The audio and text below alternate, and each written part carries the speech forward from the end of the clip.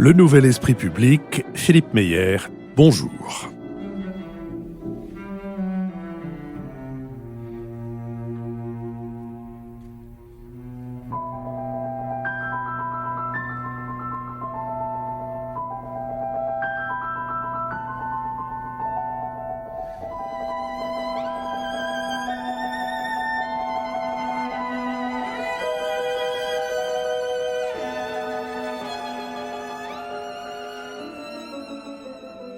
Quelle est cette musique qui vous sert d'indicatif toutes les semaines, m'ont demandé depuis que nous sommes rentrés plusieurs auditeurs, et il est vrai que j'aurais dû le dire et l'écrire, c'est le trio Wanderer qui interprète l'un des 6 trios Dumka ou Dumki, je ne sais jamais quel est le singulier, quel est le pluriel, du regretté Anton Dvorak. Bonjour, merci de nous avoir rejoints pour cette nouvelle édition du Nouvel Esprit Public. Avant de nous livrer à quelques tentatives d'analyse de l'actualité, je vous donne les nouvelles que vous attendez toutes et tous, celles de notre campagne de financement participatif sur KissKissBankBank. Elle bat son plein et vous accompagnez souvent vos contributions de commentaires qui sont extrêmement encourageants. Je remarque au passage que la parité n'est pas la règle chez les contributeurs. Les contributrices sont 63%. La fierté des mâles va donc sans doute donner lieu à une compétition vertueuse dont nous attendons les meilleurs résultats. Je rappelle que celles et ceux qui ont déjà souscrit peuvent continuer à nous aider. Ils peuvent le faire en nous faisant connaître à la fois notre site, lenouvelespritpublic.fr, et en faisant connaître le lien avec notre campagne qui précisément figure sur le site. Nous continuons à recevoir des témoignages de personnes qui viennent seulement de découvrir. Pas plus tard que hier, j'ai été arrêté dans la rue en face de la Banque de France par un jeune homme me disant « mais je vous ai retrouvé la semaine dernière ». Beaucoup de gens ignorent que nous avons repris nos conversations sur la toile et donc il est extrêmement utile que nos soutiens deviennent aussi les voix de notre propagande. À l'heure où nous enregistrons cette émission, donc 19 jours après le lancement de notre campagne, nous avons atteint 54% de notre objectif. Il reste 24 jours. 24 jours, vous dites-vous, ça me laisse bien le temps. Pas du tout. Ceux qui pensent que ça leur laisse le temps se feront rattraper par le temps et le 25e jour se rendront compte qu'ils sont gros gens comme devant car les portes de KissKissBankBank seront irrémédiablement fermées. Donc pour maintenir le rythme que nous tenons depuis le début de cette campagne, il est essentiel que vous répondiez dès maintenant à notre appel et ou que vous le fassiez circuler. Souvenez-vous que toute contribution compte et qu'il n'y a pas de petit soutien. C'est d'ailleurs la raison pour laquelle nous remercions ceux de nos auditeurs qui ont contribué à cette campagne. Et en ce qui me concerne, je remercie Marie-Thérèse Nicolas, Dominique Wittberg, Jean Lavigne, Jean-Louis Lenné, Antoine Gianetti et moi, j'ai le plaisir de remercier Jacques-André Boudard, Christophe Lemoine, Nicolas Ruth, Laurent Chouraki et Cédric Mann. François Bujon de l'Étang. Et pour ma part, j'exprime nos remerciements à Johan Wess, à Eugénie Brunner, Sylvie Petit-Huguenin, Lucien Banos et Jean-Paul Dumay. Nicole Desautos. Alors, remerciements pour Laurent Serral, Patrice Rivet, Pauline Tordeur, François Luçon et Gilles Belloir. Jean-Louis Bourland. Oui, si je vous comprends bien, Philippe, le scénario cauchemar, ce serait que les hommes s'alignent sur les femmes et pas les femmes sur les hommes. Donc les femmes s'alignent sur les hommes et non pas l'inverse. Et d'ailleurs, c'est très injuste parce que moi, dans les remerciements, j'ai 3 hommes et 2 femmes. Donc c'est l'inverse de la contribution. Alors les hommes sont encouragés par les remerciements que je vais donner, pour que l'école dure, selon la formule célèbre. Bon, je remercie Mathias Laurent, Véronique Robin, Roland Chabrier, Frédéric Pigenet et Béatrice Poisson. Et prenez ces remerciements pour un encouragement à continuer. Merci à vous, merci à eux. Je rappelle que nous sommes partenaires de l'hebdomadaire Le 1, dont le numéro de cette semaine se demande si la voiture thermique est vouée à disparaître. Comme vous savez, Le 1 fait chaque semaine appel à une sorte d'orpailleur de poète qui s'appelle Louis Chevalier. Et Louis Chevalier propose cette semaine le poème à la gloire de l'automobile publié en 1905 par Filippo Tommaso Marinetti, le fondateur du futurisme, celui qui lança des tracts du haut de l'horloge de la place Saint-Marc et qui se mit à crier dans un haut-parleur Nous répudions l'antique Venise exténuée et anémiée par des voluptés séculaires. Nous répudions la Venise des étrangers, amants du snobisme et de l'imbécilité universelle. C'était avant que de gigantesques bateaux de croisière arrivassent dans la cité lacustre. Vous avez compris que nous sommes ici avec Jean-Louis Bourlange, député des Hauts-de-Seine, François Bujon de l'Étang, ambassadeur de France, Béatrice Gibelin, directrice de la revue Hérodote et de l'Institut français de géopolitique, et Nicole Niesotto, professeur titulaire de la chaire Union européenne au Conservatoire national des arts et métiers. Et nous allons commencer par nous intéresser aux formations politiques françaises et au casse-tête des élections européennes. Les 26 et 29 mai prochains, les électeurs seront appelés à élire les eurodéputés qui siégeront pendant 5 ans au Parlement européen. Alors que ces premières élections depuis l'arrivée au pouvoir de la majorité d'Emmanuel Macron approchent, les partis semblent avoir du mal à mobiliser leurs troupes et de nombreux scénarios restent encore possibles. Si le parti présidentiel a réaffirmé le 14 septembre dernier qu'il comptait sur ses alliés du MoDem pour mener une liste commune s'affichant en meilleur rempart contre les partis eurosceptiques, les voyages de son délégué général Christophe Castaner à Madrid, Rome et Bruxelles n'ont pas levé les doutes quant aux futures alliances de la République en marche au Parlement européen. Le parti dirigé par Laurent Wauquiez, les Républicains, est marqué par des divisions internes ravivées le 12 septembre à Strasbourg par le vote en ordre dispersé sur l'ouverture d'une procédure de sanctions contre le gouvernement de Viktor Orban. Si la piste du négociateur en chef européen du Brexit, Michel Barnier, a été évoquée pour diriger la liste du principal parti de la droite, les négociations avec l'intéressé ne semblent pas avoir abouti. Le parti de Marine Le Pen, qui, elle, ne souhaite pas mener la liste afin de conserver son siège au Parlement français, le parti de Marine Le Pen continue de capitaliser sur son duel avec le parti du président de la République, sans avoir tranché sur son projet politique ni sur la personne la mieux placée pour mener sa campagne. Le Rassemblement national devra compter avec la concurrence de la liste dissidente de l'eurodéputé Florian Philippot, ainsi que sur celle de Nicolas Dupont-Aignan, qui a annoncé cette semaine qu'il serait tête de liste tout en appelant tous les partis eurosceptiques à se ranger derrière lui. Une multitude de partis souhaitent faire entendre leur voix à l'occasion de ces élections, à l'image à gauche de Génération, le parti de Benoît Hamon qui devrait emmener la liste, ou du PCF et d'Europe Écologie Les Verts qui présenteront des listes séparées. Ces atermoiements se manifestent alors que l'Union européenne traverse une crise politique grave, illustrée par les 2 procédures de sanctions pour manquement aux valeurs fondamentales de l'Union, engagées l'une contre la Pologne, l'autre contre la Hongrie, et par le front italo-hongrois contre les positions françaises. Sur cette question, Jean-Louis Bourlange. Oui, c'est un étrange moment que nous vivons sur le plan européen. Ce qui est frappant, c'est d'abord, quand on regarde les partis politiques, c'est leur perplexité. Elle n'est pas générale, mais elle est très répandue. Il y a des partis qui se font face avec relativement de cohérence aux défis auxquels ils sont confrontés. Mélenchon, d'abord, la France insoumise, qui paraît être un peu en avance sur les autres, qui sait à peu près comment organiser sa liste, qui choisira une tête de liste qui ne sera pas forcément très connue, mais qui représentera bien les choix, et qui sait à peu près le discours de contestation qu'ils veulent tenir, avec quand même cette incertitude profonde chez eux aussi, à savoir que quand j'entends à l'Assemblée nationale M. Mélenchon, j'entends quelqu'un qui défend bec et ongle le souverainisme, l'absence totale de lien fédéral, et quand j'entends au même moment M. Coquerel, son principal lieutenant dans les affaires économiques et financières, il est favorable par exemple, à la majorité qualifiée pour le domaine fiscal. Donc, on trouve bien la contradiction profonde, à savoir que si on veut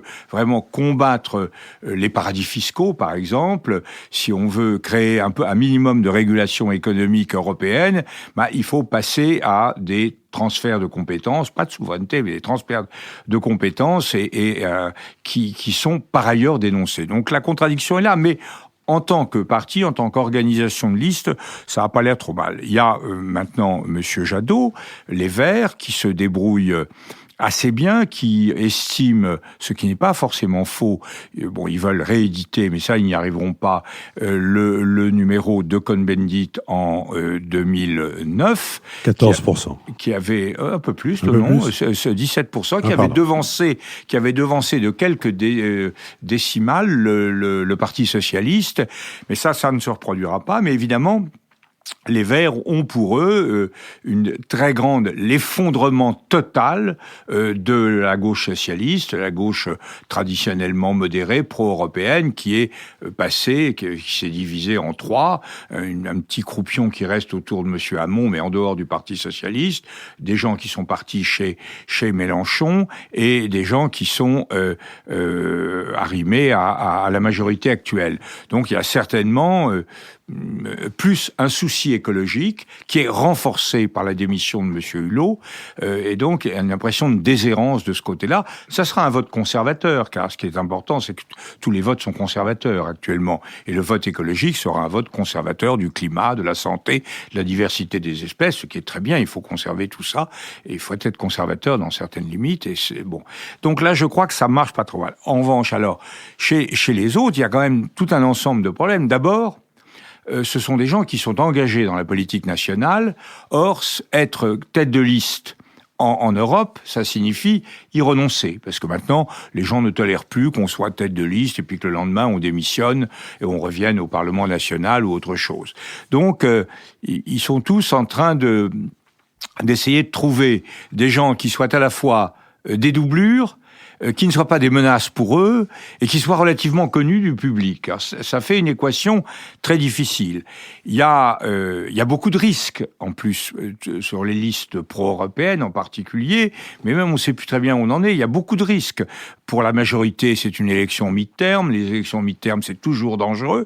Et la tentation d'un certain nombre de gens, c'est de pratiquer l'adage célèbre, passe devant avec la lampe de poche, te suis avec le revolver.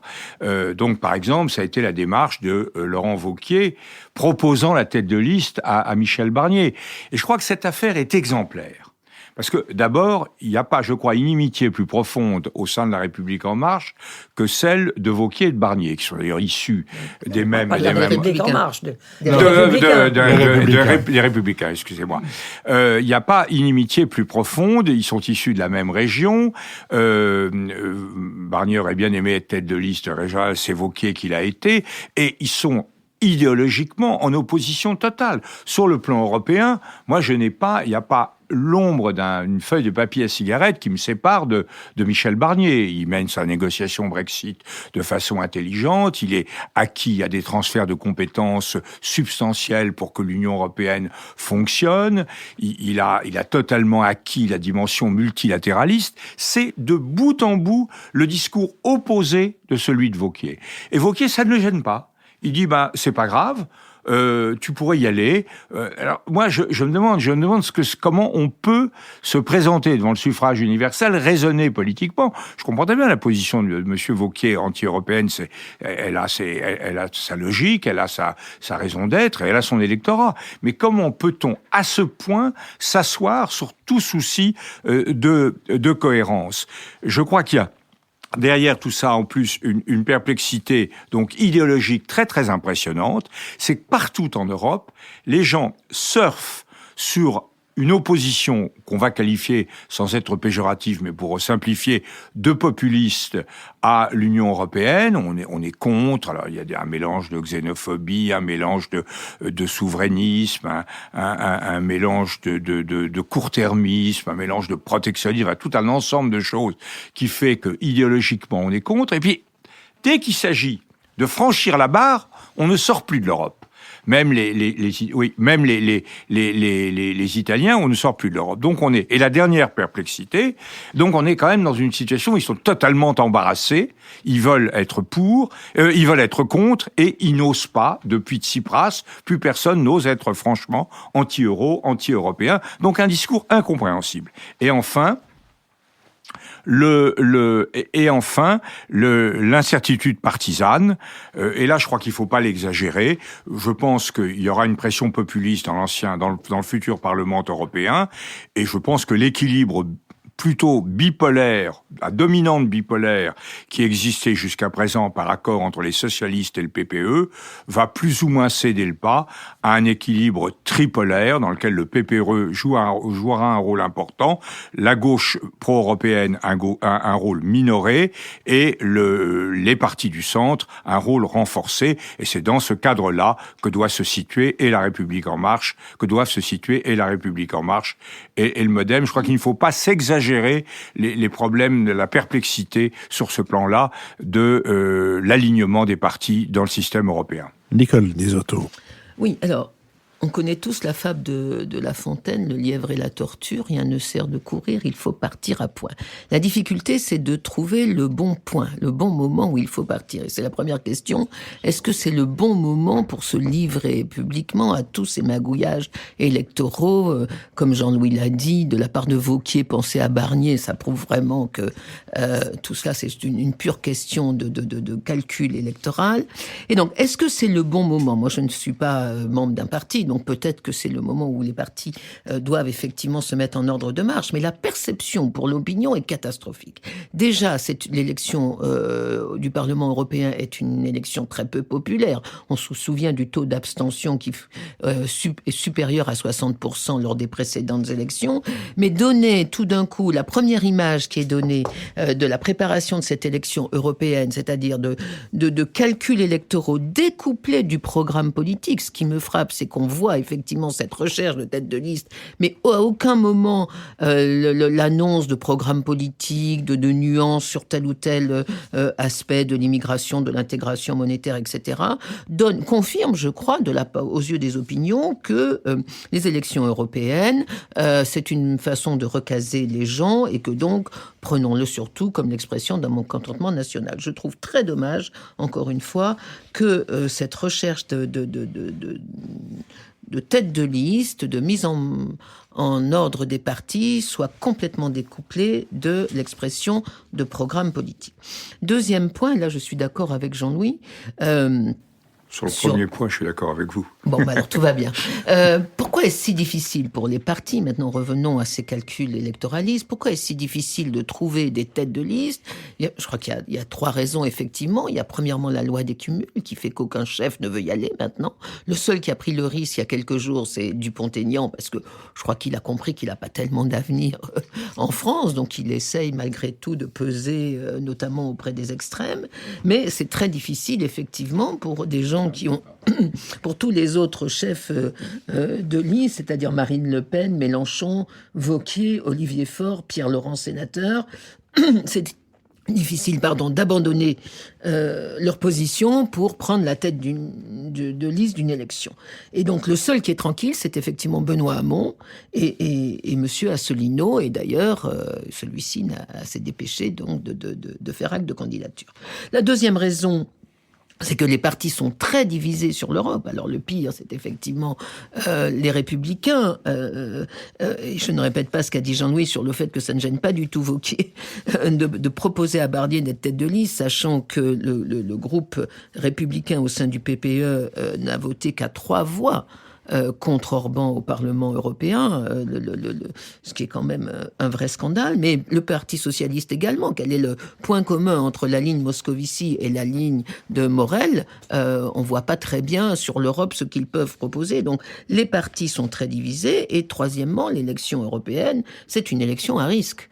On peut perdre facilement, et on se souvient de Michel Rocard en 1974 qui avait subi un échec total aux élections quand il avait pris la tête des élections européennes. Et donc la difficulté, c'est de trouver une tête de liste qui soit suffisamment populaire, mais qui ne fasse pas d'ombre aux chefs de parti. Et c'est pour ça qu'aujourd'hui, les tractations sont extrêmement contraintes. Dernier point, malgré tout, qu'est-ce qu'on sait de l'état de l'opinion, enfin de l'état d'électorat à 8 mois des élections ? on a des sondages maintenant qui commencent à se succéder régulièrement. On a une relative stabilité du corps électoral français, avec en tête La République En Marche, ensuite le Rassemblement National, même si La République En Marche baisse. Elle ne fait que 21,5% dans les sondages contre 21% au Rassemblement National. Donc on voit qu'il y a une course de vitesse extrêmement serrée. Donc, mais malgré tout, une relative stabilité du corps électoral. Et de la part donc d'Emmanuel Macron, je crois que ce qui est très clair, et à mon avis il a raison, c'est une stratégie premièrement de diabolisation du Rassemblement National. Il a intérêt à montrer que c'est le pire ou La République En Marche, et donc de faire comme si tout ce qu'il y avait au milieu, les autres partis ne comptaient pas. Deuxièmement, d'ouvrir le plus possible sa majorité, ce qu'il essaye de faire effectivement vis-à-vis de Agir ou de Libre, les sous-groupes des Républicains portés par Valérie Pécresse ou, j'ai oublié l'autre, c'est pas grave. Ouvrir à la gauche également, c'est pour ça qu'il hésite entre deux chefs de liste qui sont Barnier et Cohn-Bendit, ça fait deux ouvertures, l'une plutôt à droite, l'une plutôt à gauche. La vraie difficulté d'Emmanuel Macron, c'est de trouver une place au Parlement européen. Le groupe ADLE semble son groupe privilégié, mais là, quand même, c'est autrement difficile que d'avoir la majorité au sein du Parlement français. Rappelons que le mauvais score de Michel Rocard était dû à une liste suscitée par François Mitterrand, dirigée par Bernard Tapie et soutenue par Christiane Taubira. Béatrice Giblet. Oui, moi je vais faire une lecture un peu différente pour faire le débat. Autrement, si on est tous d'accord, ça ne sera pas vraiment amusant. Je me dis que, au fond, si c'est un casse-tête à ce point, c'est peut-être que les élections européennes, cette fois-ci, sont un réel enjeu. Si autrefois, on n'avait pas forcément d'intérêt pour les élections européennes, on y recasait les recalés du Parlement français. Et pendant qu'ils n'avaient pas été élus députés, ils étaient députés européens. J'y allais pas, ils participaient pas vraiment au débat au Parlement. Et au fond, tout le monde s'en fichait. Bon, peut-être que là, la situation est différente. Parce que la préoccupation d'un nationalisme populiste, pour reprendre l'expression que tout le monde utilise, qu'on voit quand même s'étendre dans des pays parfois démocratiques depuis longtemps. Je pense à l'Autriche, par exemple, ou ce qu'on peut voir dans les pays scandinaves. On parle toujours de l'Europe de l'Est qui n'avait pas de tradition démocratique, etc., à la suite de la chute du mur. Oui, peut-être, mais néanmoins, ça touche aujourd'hui l'Italie. Bien. Donc, il y a une inquiétude. Et moi, je pense que cette préoccupation touche quand même une partie des citoyens en France. Il y a une certaine préoccupation. Qu'est-ce qui va se passer ? Le départ des Anglais qui montre que c'est pas si facile que ça de partir. La situation du débat aujourd'hui au Royaume-Uni, on refait un référendum, on n'en fait pas, mais non, on n'en refera pas. Tout ça, c'est bon. On fera une rupture nette et claire. Montre qu'il y a une réelle préoccupation. Alors, je me fais peut-être l'avocat du diable, mais je pense que est-ce qu'on aura encore plus de 60% d'abstention ? Difficile à dire à 8 mois. Mais peut-être aussi qu'il y a un certain nombre de citoyens, pas spécialement europhiles, mais quand même favorables à ce qu'on reste dans l'Europe, qui se diront « Ah non, mais cette fois-ci, il faut quand même faire attention ». Tout dépend comment la campagne va se dérouler. Donc il y a, je pense, un enjeu qui peut être pris en compte par une partie de l'électorat. Je vous dis, j'essaye de faire une lecture qui soit un peu différente.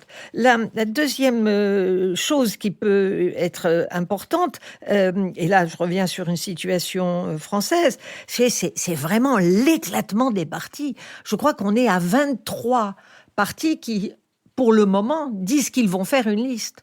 On en a 8 à gauche. Donc on est dans un éparpillement extrêmement important.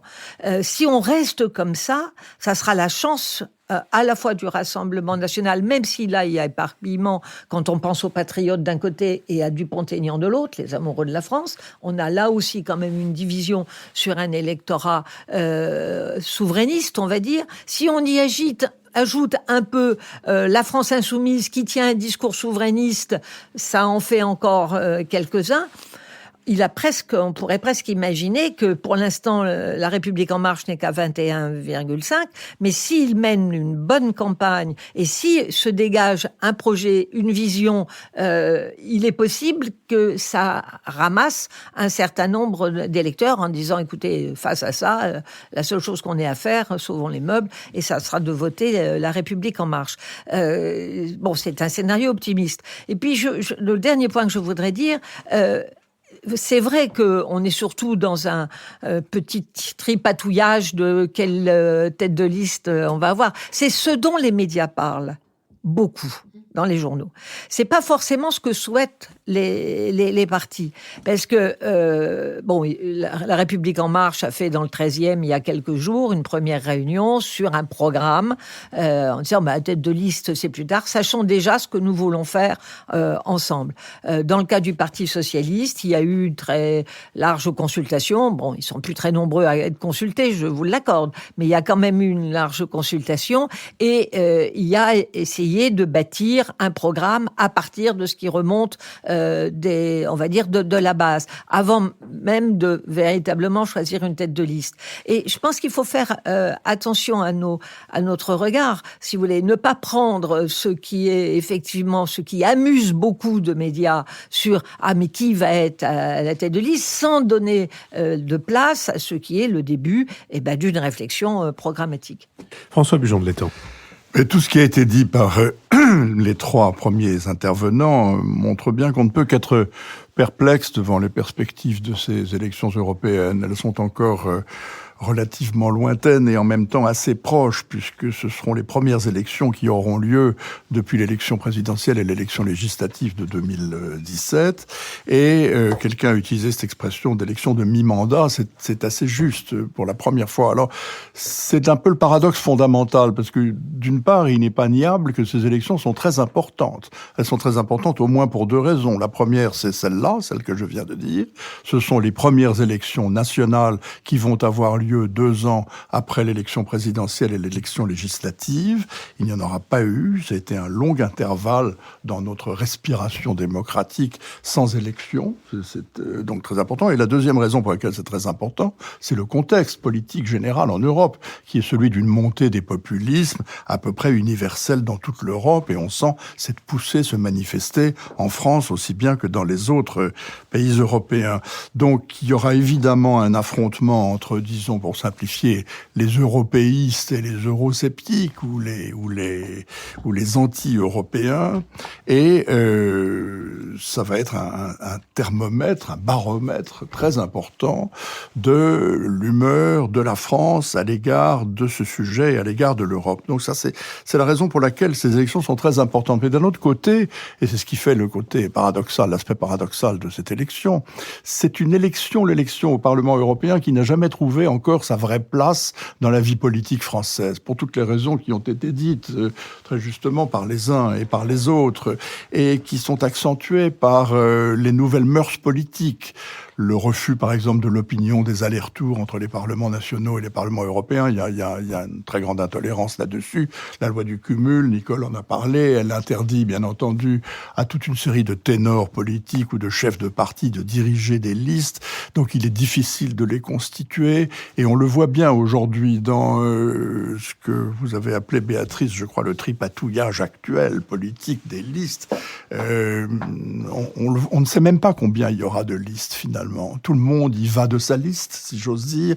Il est clair qu'il y aura des grandes listes qui auront vocation à rassembler et qui chercheront à faire des alliances. Il y en a même des plus petites qui ont la même prétention. Monsieur Dupont-Aignan, qui a annoncé la constitution de sa liste, ne cesse de dire qu'il veut que ce soit une liste rassembleuse. Et à côté de ça, l'émiettement, en effet, du spectre politique fait que on ne sait pas vraiment qui va y aller, ni dans quelles conditions.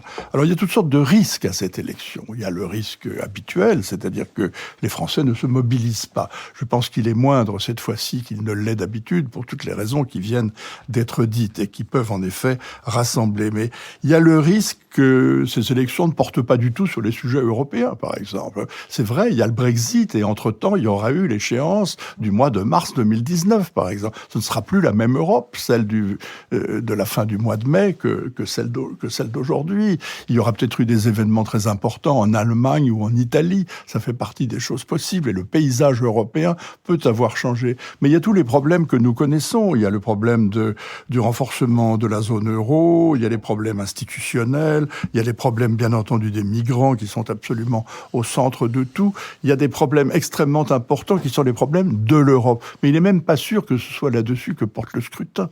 Il y a toujours le risque, puisque c'est 2 ans après l'élection présidentielle, que ce soit un référendum anti-Macron, par exemple, comme disent les uns et les autres, et qui porte sur le bilan à mi-partie. Oui, Mélenchon le dit de la façon la plus claire. Ça, c'est un risque, effectivement. Il y a le risque qu'il y ait une polarisation complète du débat sur l'immigration. Et qu'on ne parle que de cela, puisque c'est un sujet, on le voit bien d'ailleurs dans le langage de Laurent Wauquiez, par exemple, il y a un mélange constant entre le problème de l'immigration et le problème de l'Europe. C'est comme si le second se résumait pratiquement à la solution du premier. Donc ce risque de polarisation sur des sujets peut amener à avoir, en France, un débat de politique politicienne extraordinairement franco-français qui ne fasse en aucun cas avancer la cause de l'Europe. Jean-Louis Bourlanges ? Oui, je crois que c'est vraiment, plus on en parle, plus c'est compliqué. Je serais tenté de dire sur ces élections européennes ce que le général de Gaulle avait dit de Lorient dans ses mémoires de guerre. Vers l'Europe compliquée, je m'envole avec, il avait dit vers l'Orient compliqué, je m'envole avec des idées simples. Et vers l'Europe compliquée, il faut quand même s'envoler avec des idées simples. Je crois que si on ramène le débat à sa nature profonde, c'est simple. Il y a 2 questions, et 2 questions seulement. La première question, c'est est-ce que nous devons aborder l'avenir de façon plus solidaire ou plus atomisée ? C'est quand même ça. La solidarité, elle prend une forme institutionnelle, avec l'acceptation de disciplines communautaires, de vote à la majorité qualifiée. Elle prend une forme financière, solidarité au sein de la zone euro entre les uns et les autres, solidarité entre les pauvres et les riches. Et elle prend une forme géopolitique, faire face ensemble à des défis comme le défi migratoire, le défi terroriste, le défi de la déstabilisation à nos frontières, l'évanescence de Trump, la menace de Poutine, etc. Donc, c'est une première chose, c'est est-ce que... Logiquement, en plein bon sens, il faut quand même être assez singulièrement, avoir le cerveau singulièrement construit pour estimer que dans les 50 prochaines années, on pourra mieux réussir en tirant chacun de son côté, sans aucune solidarité. Donc ça devrait être le débat. Quel est le degré de solidarité que vous voulez sur le plan institutionnel, sur le plan économique? Bon. La deuxième question, c'est la question du modèle de civilisation. On voit très bien, c'est pour ça que je suis pas d'accord avec, au sein de la majorité, avec l'opposition entre nationalistes et progressistes. Je dis, si vous faites une opposition entre nationalistes et progressistes, si vous voulez être élu, vous avez plutôt intérêt à être nationaliste, de vous à moi. Donc, c'est pas le bon slogan. Je crois en revanche que, parce que le progressisme suppose quelque chose qui est faux, c'est-à-dire l'accord entre l'avenir et le progrès. Or, aujourd'hui, c'est pas du tout évident que l'avenir, ce soit le progrès.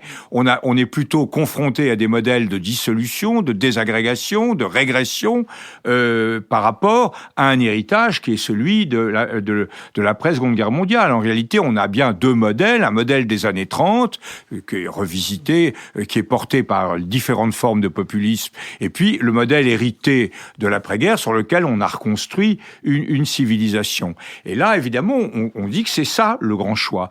Est-ce qu'on est pour la démocratie représentative ou des régimes autoritaires façon Orban? Est-ce qu'on est pour une économie ouverte et régulée, organisée, mais fondée sur l'ouverture, la libre initiative? Ou est-ce qu'on est pour des systèmes administrés et protectionnistes? Est-ce qu'on est pour une Europe qui un modèle social qui garantit effectivement des formes de solidarité ou au contraire une espèce de sauvagerie généralisée? Ce qui est difficile, et ça c'est vraiment, je pense toujours à la pièce de Ionesco, à Rhinocéros, je pense qu'aujourd'hui, des thèmes qu'il y a 20 ans, j'aurais considéré comme absolument invendables, qui sont des thèmes régressifs des années 30, sont vendus. On trouve que M. Orban met en cause la liberté de la presse, la liberté des universités, l'indépendance de l'autorité judiciaire, tout un ensemble de choses qui, pour nous, étaient et restent, à mon avis, constitutifs du pacte démocratique. Bon, on dit c'est pas grave, c'est pas très important, il faut... Bon, tout ça fait douter. Enfin, on a quand même l'impression que le socle sur lequel, au lendemain des désastres des 2 guerres mondiales, on a reconstruit une civilisation qui a quand même été la plus belle page de l'histoire européenne, ce qu'on a fait depuis 1950 en termes de... C'est quand même mieux de travailler avec les Allemands comme on travaille avec eux depuis 1950 qu'avant. Enfin, c'est un exemple, il y en a 1000 autres. On est tenté par le fait de tourner le dos. Alors la dernière chose que je voudrais dire, c'est face à cela, il y a quand même une double incertitude de la part des uns et des autres. Ce qui est frappant, c'est que comme le pronostic vital est engagé, parce que le pronostic vital est engagé par le populisme qui, avec le point central, c'est l'Allemagne. Hein. Là, je crois vraiment que on résistera à tout, y compris à Salvini, si le couple franco-allemand tient le coup sur les valeurs fondamentales. Si Madame Merkel et les Allemands acceptent l'héritage que leur a donné Obama, en disant vous êtes bon, nous on l'a repris, Macron on l'a repris. Si ça marche, ça tiendra. Si l'Allemagne se fragmente, ça ne tiendra pas. Et puis donc on est dans cette hésitation. Et quant aux autres, c'est intéressant parce qu'ils savent que le pronostic vital est engagé et ils hésitent en réalité à donner le coup de poignard. Donc on est dans une espèce de timidité extraordinaire qui rend très très difficile un débat public. Béatrice Gibelin. C'est pour ça que je pense que le rôle des médias est absolument fondamental pour mener cette campagne. C'est pour ça que la partie est difficile. Non, on peut aussi penser qu'il n'y a pas que des journalistes au sens large qui soient capables de poser clairement les choses. C'est pour ça que je disais que c'était des élections, cette fois-ci avec un vrai enjeu. Et si on arrive à poser ça très clairement, on aura fait vraiment un grand pas. Et moi, je suis toujours un peu optimiste. La devise de l'Europe pourrait être, et là je vais faire une double paraphrase, ceux qui savent ce que je vais dire comprendront ce que j'aurais dit, c'est Winter Vous devriez être président de la Réserve fédérale. Winter is coming. Je vous propose que nous nous intéressions maintenant aux Nations Unies et à la crise du multilatéralisme, puisque lundi dernier, le 24 septembre, s'est ouverte à New York la 73e Assemblée générale de l'ONU. Elle a vu se succéder à la tribune tout au long de la semaine des représentants des 193 pays membres de l'organisation. Et cette année encore, le discours du président américain Donald Trump s'est distingué par sa violence particulière, dirigée cette fois contre le régime iranien que le président américain a qualifié de principal sponsor du terrorisme dans le monde, tout en appelant publiquement à son isolement sur la scène internationale jusqu'à provoquer sa chute. Donald Trump, dans le droit fil de sa stratégie America First, a menacé les pays du Golfe de leur retirer la protection militaire des États-Unis s'ils poursuivaient leur politique de hausse des prix du pétrole.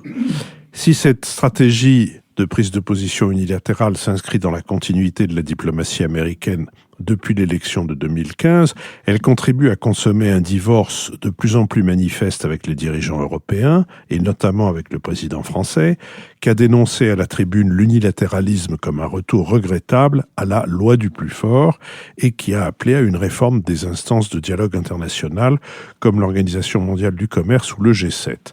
Cette divergence de vues entre les diplomaties européennes et américaines apparaît d'autant plus grave qu'elle intervient dans un moment d'affaiblissement des grandes instances multilatérales créées après la Seconde Guerre mondiale, qui a trouvé une illustration particulièrement éloquente cette semaine dans l'absence remarquée à l'ONU des dirigeants chinois, indiens et russes. Sur cette question, François Bujon de l'Étang. Oui, vous avez raison de souligner cette triple absence, Philippe. Je crois qu'elle est tout à fait significative. Alors, ça n'empêche pas, bien entendu, l'Assemblée générale des Nations unies d'être, comme chaque année, au mois de septembre, le grand jamboree de la diplomatie mondiale. Il y avait cette année 133 chefs d'État ou de gouvernement présents, contre 114 l'année dernière. C'est ce que dit la comptabilité exacte. Donc, ça donnerait l'impression qu'au fond, le multilatéralisme se porte bien, puisque l'Assemblée générale des Nations unies attire encore. Mais elle n'attire pas tout le monde, et vous avez raison de le souligner. Alors, qu'est-ce qu'il faut retenir de ce show qui est en train de se passer? D'ailleurs, il n'est pas du tout terminé au moment où nous parlons.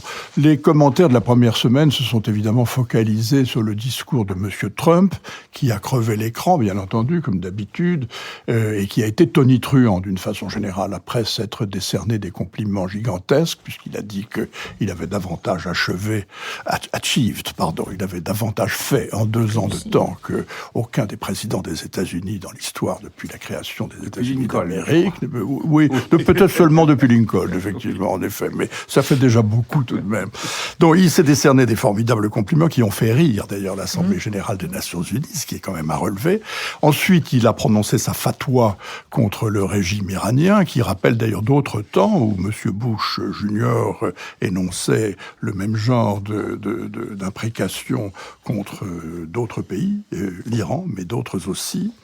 Mais c'est surtout la réfutation complète du multilatéralisme, la proclamation du nationalisme, d'America First, et l'énoncé d'un credo protectionniste que tout le monde retient. Alors par contraste, le discours de M. Macron était au contraire une espèce de défense et illustration du multilatéralisme, bien en ligne d'ailleurs avec le discours qu'il avait prononcé au Congrès des États-Unis il y a quelques mois.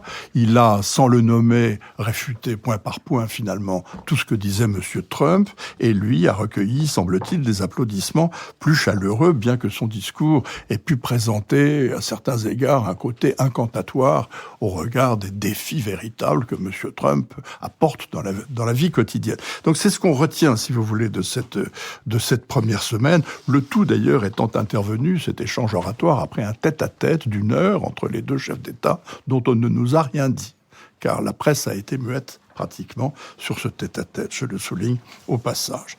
Alors bien sûr, au cours de ces 12 derniers mois, le multilatéralisme a montré qu'il était en crise, et il l'était très largement du fait de l'administration Trump et de la façon dont le président s'est affranchi de toute une série de contraintes multilatérales. Je ne vais pas faire ici la liste de toutes les mesures qu'il a prises, mais depuis le rejet du Trans-Pacific Partnership jusqu'à la sortie de l'UNESCO, en passant par la reconnaissance de Jérusalem comme capitale d'Israël, au mépris de toutes les résolutions des Nations Unies, parce qu'il y a tout un corpus de doctrine qui va à l'encontre de cela.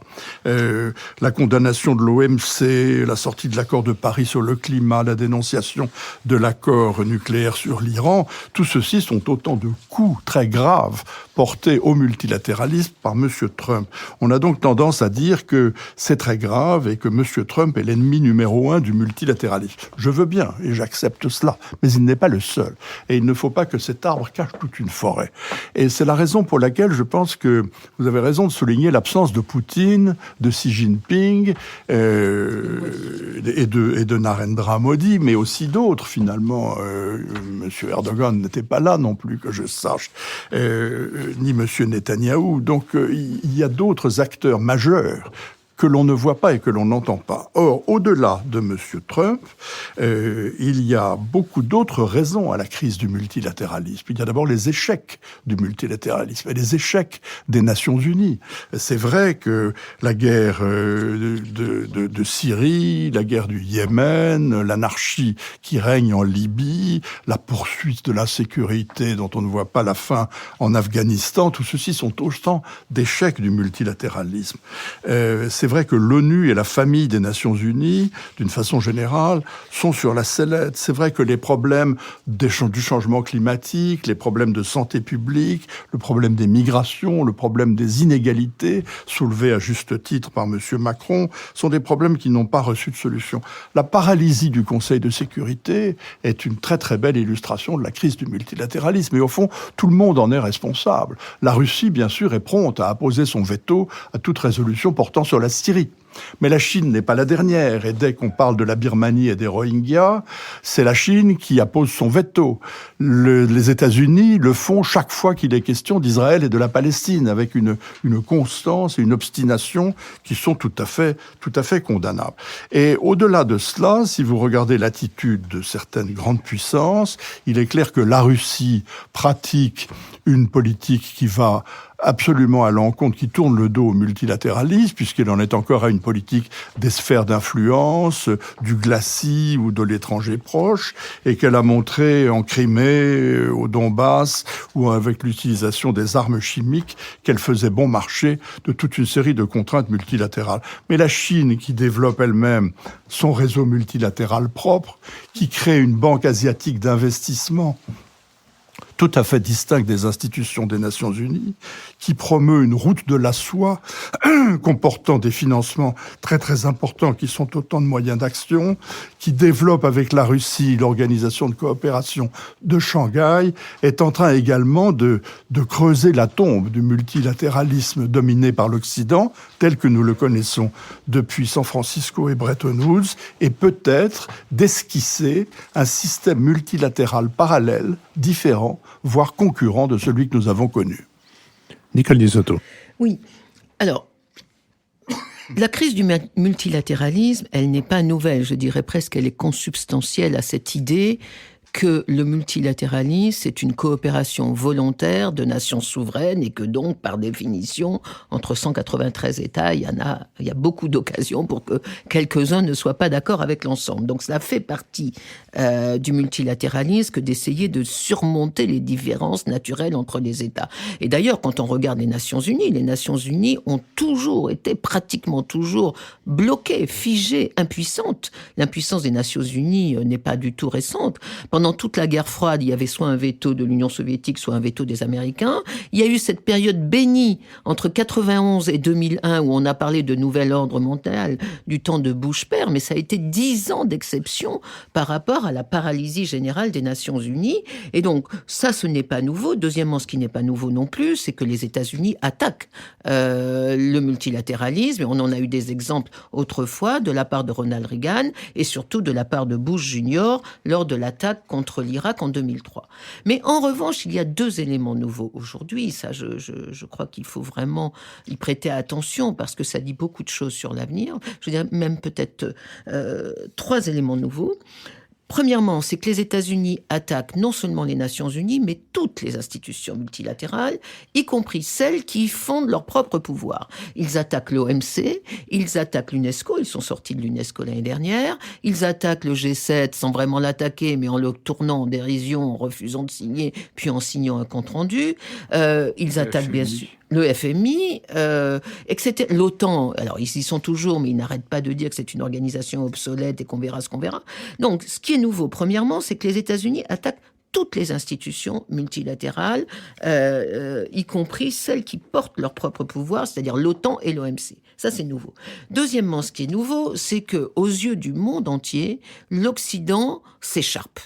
En pleine tribune des Nations Unies, le monde entier voit, certains avec plaisir, je crois, M. Trump et M. Macron se livrer à une bagarre extraordinaire sur leur vision du monde. Et donc, le spectacle que donne l'Occident, qui sont encore, autant que je sache, jusqu'à quelques mois, peut-être encore les leaders, entre guillemets, de la mondialisation, le spectacle que donne l'Occident, c'est celui d'une division brutale. Et donc, pour les perturbateurs de tout bol ou pour les pays qui ont une vraie ambition de puissance, c'est une très bonne nouvelle.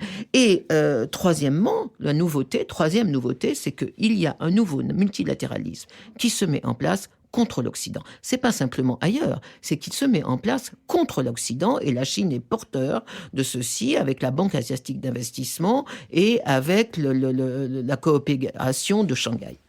Béatrice Gibelin. Oui, moi je souscris à tout ce qui a été dit, sachant que à la différence, on dit l'Occident et on dit la Chine. C'est-à-dire l'Occident, ça réunit les États-Unis, les pays européens et le Japon, pour faire simple. Tandis que là, on est sur une hégémonie qui se met en place, qui dépend d'un seul État, qui sera et qui est la première puissance mondiale à terme, mais qui a bien l'intention de l'être, qui repose sur un nationalisme extrêmement fort, culturellement très ancré dans l'histoire de la Chine, et qui étend son réseau à la fois sur, on va dire, c'est même pas ses alliés, c'est ses affidés, ceux qui dépendent d'elle, du Pakistan à la Corée du Nord, et qui sont dans une forme de dépendance de la Chine, à l'exception majeure et très importante qui est celle de l'Inde. C'est-à-dire que l'une des sources de tension face à cette hégémonie chinoise, c'est on parle de continent indien, c'est une puissance indienne qui n'est pas du tout encore celle de la Chine, mais qui, avec toutes ses contradictions, est néanmoins en train de monter en puissance. Son deuxième espace, c'est l'Afrique. Elle vient d'avoir à Pékin le forum des relations sino-africaines et la place que prend la Chine dans les relations avec l'Afrique est absolument essentielle, sans avoir de passif colonial comme on pouvait l'avoir. Et puis le troisième continent sur lequel ils interviennent, c'est l'Amérique latine, où, d'une certaine façon, par, j'allais dire, besoin de matières premières, mais aussi de soja ou autre, refont passer aujourd'hui les pays d'Amérique latine dans une situation d'économie de rente, avec un retour, j'allais dire, à une économie primaire qui est vraiment, de mon point de vue, une forme de régression pour un certain nombre de pays d'Amérique latine, qui se sont jetés, j'allais dire, bras ouverts dans la Chine. Ça ne veut pas dire qu'on n'aura pas un retournement. Donc, on est au-delà d'un multilatéralisme nouveau, et comme le disait Nicole, contre, c'est-à-dire qu'on a une puissance qui est en train d'organiser à son profit les relations internationales. Sur les rapports entre la Chine et l'Afrique, je signale que nos auditeurs, s'ils ne l'ont pas entendu pendant les vacances, peuvent réécouter l'émission que nous avions enregistrée avec Jean-Joseph Boileau sur les rapports entre la Chine et l'Afrique, et sur la politique étrangère et la place et les ambitions de l'Inde. Ils peuvent également réécouter l'émission thématique que nous avions enregistrée avec Jean-Luc Racine. Jean-Luc Bourlange. Oui, je crois que Nicole a raison de dire que le multilatéralisme n'a jamais été une dominante absolue de l'ancien monde, pour parler le langage macronien. Mais si vous donnez au multilatéralisme le sens d'une gestion universelle, c'est évident que l'ONU a toujours été fracturée depuis la Seconde Guerre mondiale, depuis l'échec du rêve rooseveltien, c'est-à-dire depuis Truman et Staline, a toujours été fracturée. Mais ça n'empêche pas, l'ancien monde était une combinaison d'un multilatéralisme occidental extrêmement puissant, avec des institutions comme l'Union Européenne, comme la Communauté européenne, puis l'Union européenne, comme l'OTAN, comme de façon plus limitée mais pas inutile l'OCDE, enfin tout un ensemble de choses qui existaient, et une gestion globale qui était fondée sur un condominium extrêmement pesant, extrêmement vigoureux, et qui apportait, sans doute, pour reprendre la distinction de Goethe, plus d'ordre que de justice, mais qui était donc assez solide. Et ce qui est frappant, c'est qu'après le rêve d'un multilatéralisme universalisant consécutif à l'effondrement de l'Union soviétique, qui a duré pratiquement jusqu'aux Twin Towers, et puis après c'était fini, on a un double démembrement, on a eu une renaissance de la multipolarité sauvage et une absence de solidarité en Occident. Donc je crois que la responsabilité, Trump est quand même quelqu'un d'extrêmement dangereux, parce que dans une situation où il n'y a plus de régulation globale, la régulation occidentale était importante. Or, il la met systématiquement en cause, et les choix qui sont les siens en matière géopolitique, en matière économique, en matière commerciale, et en matière culturelle, civilisationnelle, sont des choix qui détruisent totalement l'Occident. Et là, moi, America First ou je ne sais quoi, je ne rencontre pas cela. Je rencontre l'Amérique première, évidemment, puissance du monde, première puissance dans l'ensemble occidental, mais qui en a jamais douté.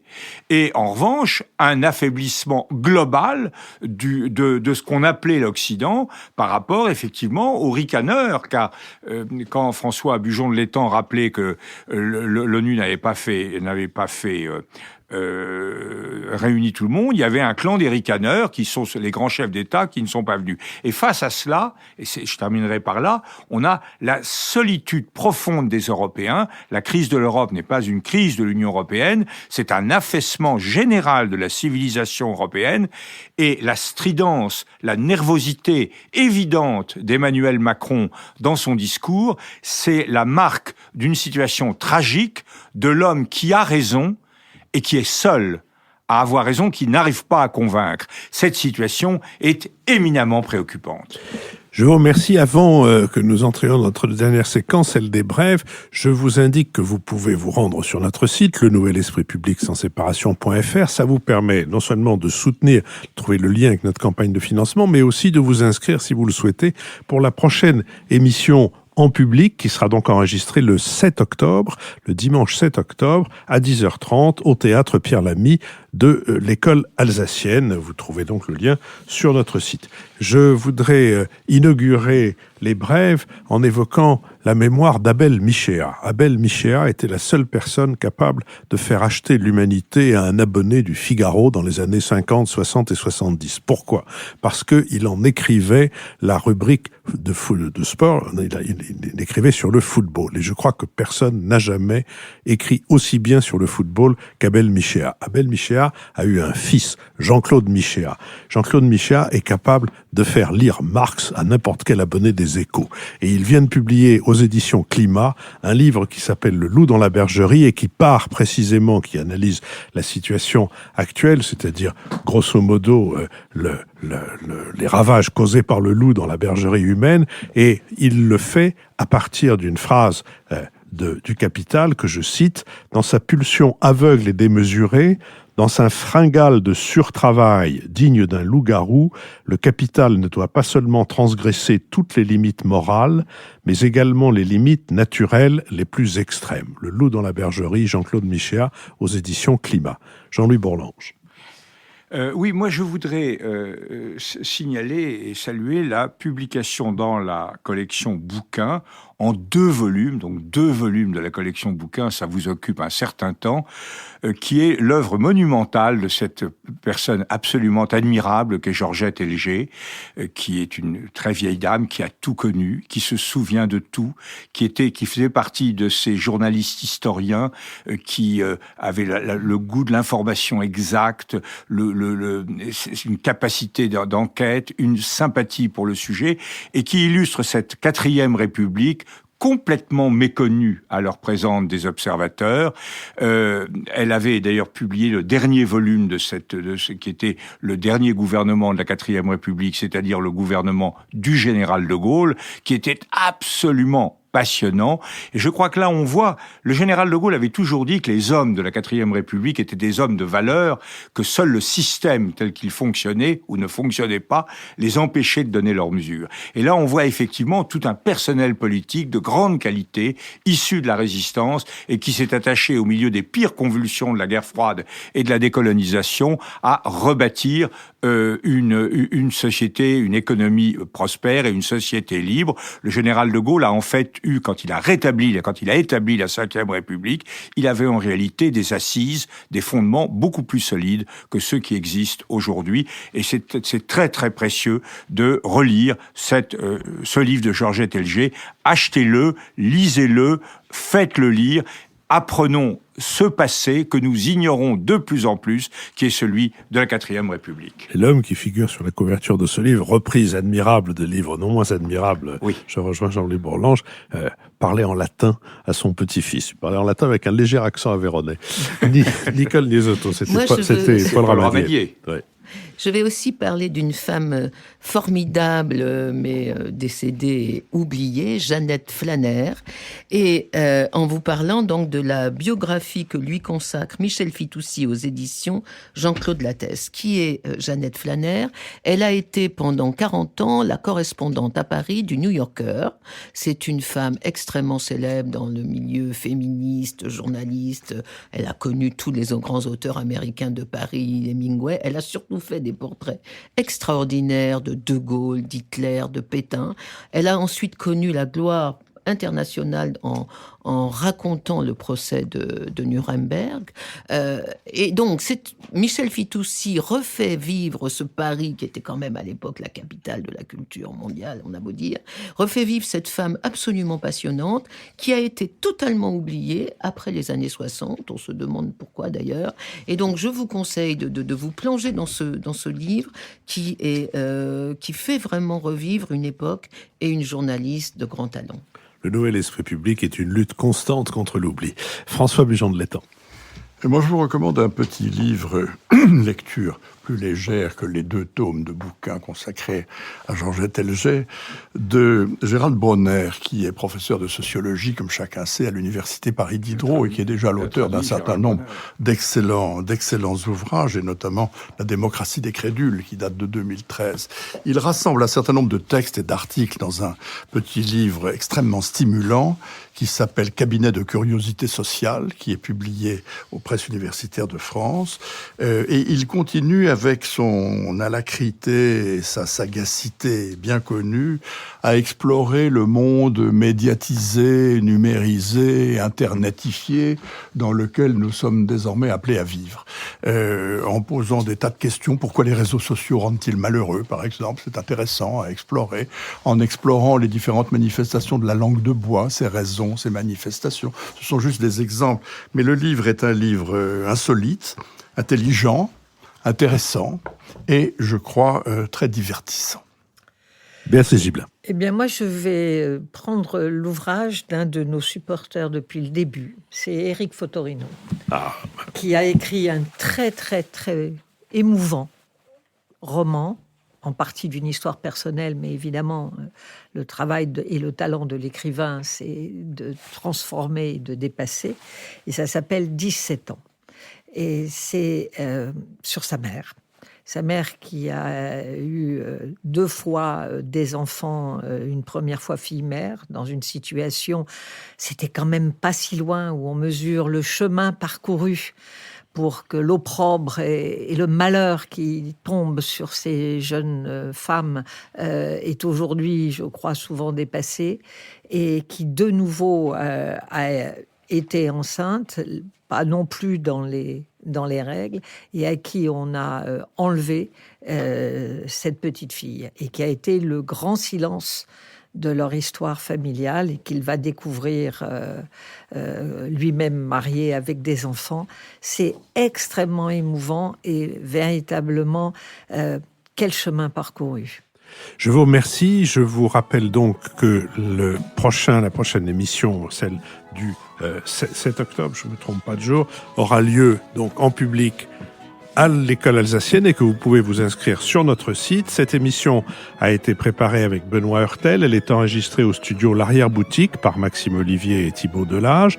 Elle est produite par Nouvelles Écoutes et Julien Neuville. N'oubliez donc pas d'aller sur notre site pour savoir non seulement comment venir à l'école alsacienne, mais aussi comment soutenir notre campagne de financement. J'espère vous retrouver la semaine prochaine.